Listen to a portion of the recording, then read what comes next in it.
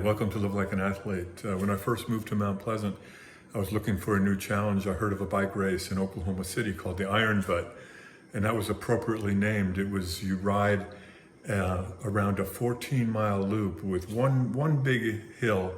Other than that, it was relatively flat. 14-mile loop around Lake Draper. So went up there with a friend who was my support crew guy. And the purpose was to ride for 24 hours, and whoever rode the most miles won. So back in those days, I was equipped with my Walkman, which I had one tape that I listened to for the entire 24 hours.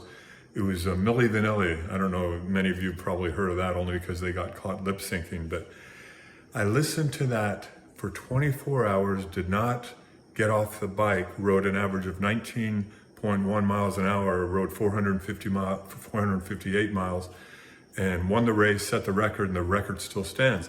I'm not trying to brag, I'm just trying to show you that listening to that music increases the dopamine response in the brain, which overrides the controller, which tells you to quit, that tells you you're tired, that tells you, oh, I don't have any energy in my muscles.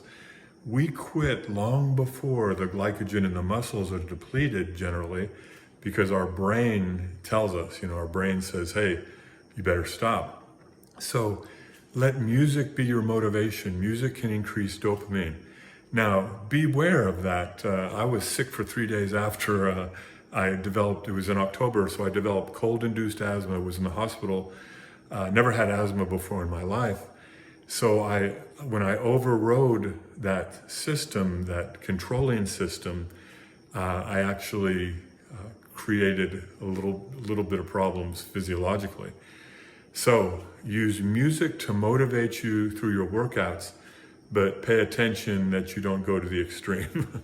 I kind of learned a lesson. The next year and every year after, many of us would try to break that record, and no one ever came close.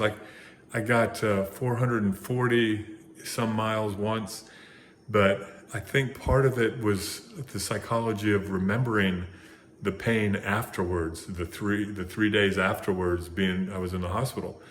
So anyway, the lesson here is music can definitely increase that dopamine response, can improve your workout, but pay attention, make sure you don't overtrain, and make sure you don't hurt yourself. Thanks for joining us. See you next week.